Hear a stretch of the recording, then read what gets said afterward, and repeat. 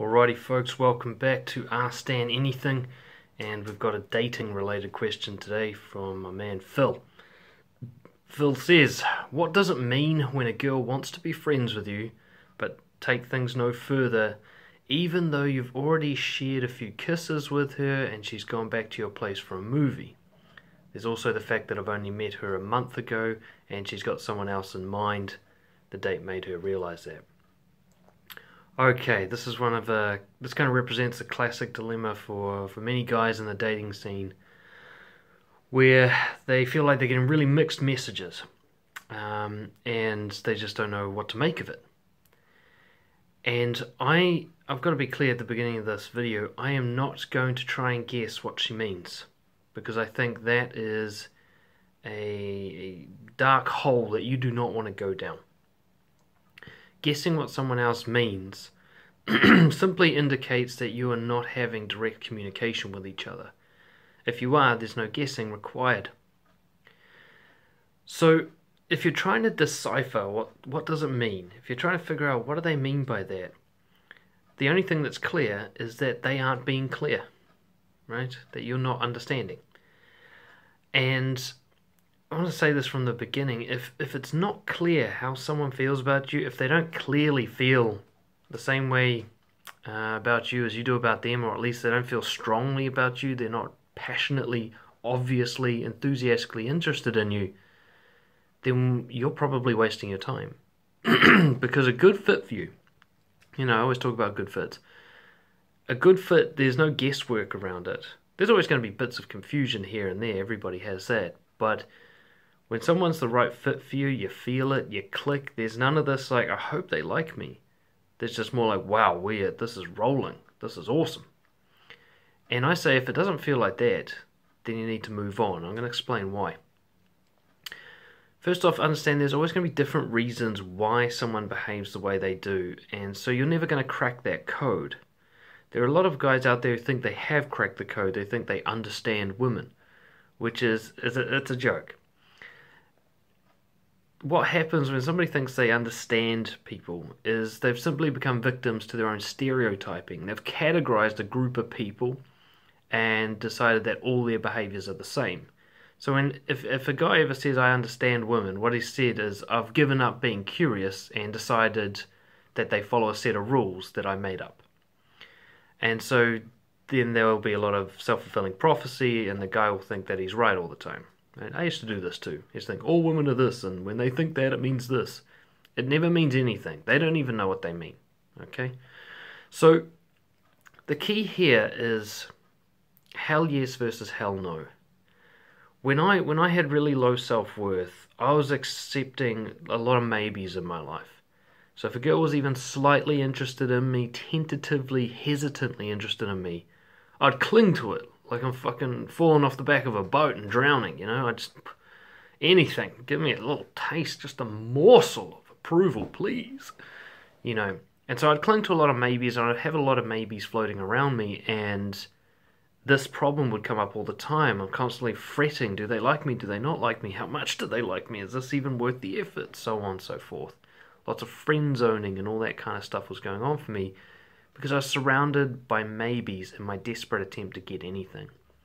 What really pushed me over the line is when I introduced the concept of hell yes and hell no into my life. And not just with dating, but with friends, with everybody. If somebody wasn't really into me and really a good fit for me, then fuck it. I don't want any contact with them. Nothing. I don't want any maybe in my life. I'd rather be all alone. And if you can behave as if, you won't feel this way at first. You won't really welcome the idea of being all alone.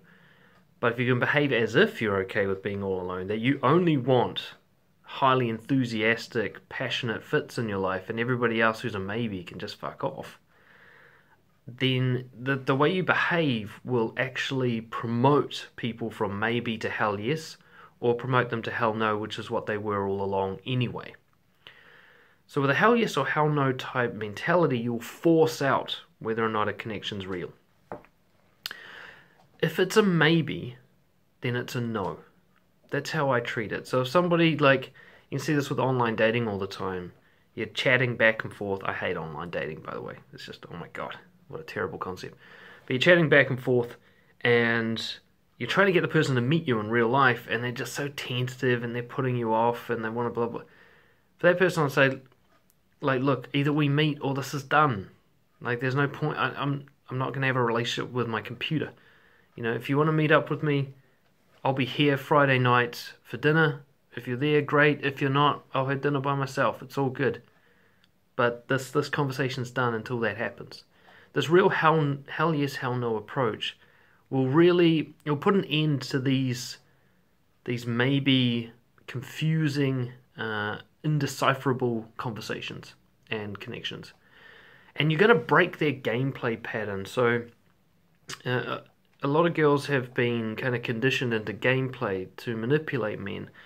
And it's a survival mechanism. Guys are just, so full of shit that they had to find a way to defend themselves against this bullshit.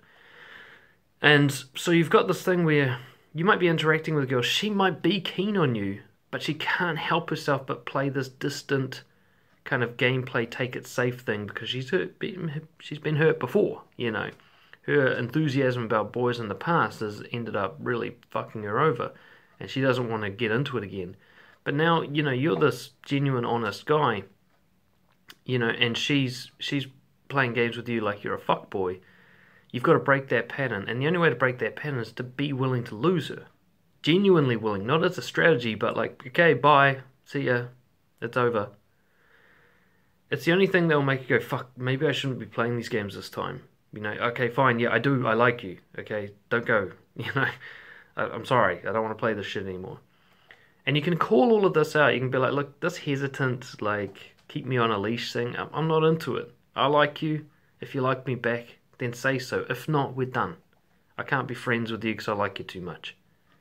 Just saying these direct things, going, look, when we're together, it's direct or nothing at all. I know you've been taught and trained to be indirect. And this isn't just girls. Guys do it all the time. Guys are very indirect these days. It's just awful. But tell them, like, nah, all in or all out. That's it. Then you don't have to figure out what they're saying. You don't have to figure out what they mean. You just lead the way, and they either follow you or they don't. And if they don't, then they never were going to anyway. So you haven't lost anything. Phil, I hope that helps. It certainly helped me. This is one of the few pieces of advice that I feel really strongly is accurate. Because it just absolutely turned my whole life around in terms of both friends and dating. And helped me find my girlfriend, who I'm still very hell yes and hell no about. And it keeps us strong.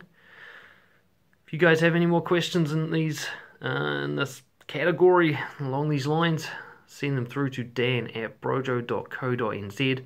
Subscribe to the YouTube channel, and I will catch you all next time. See ya.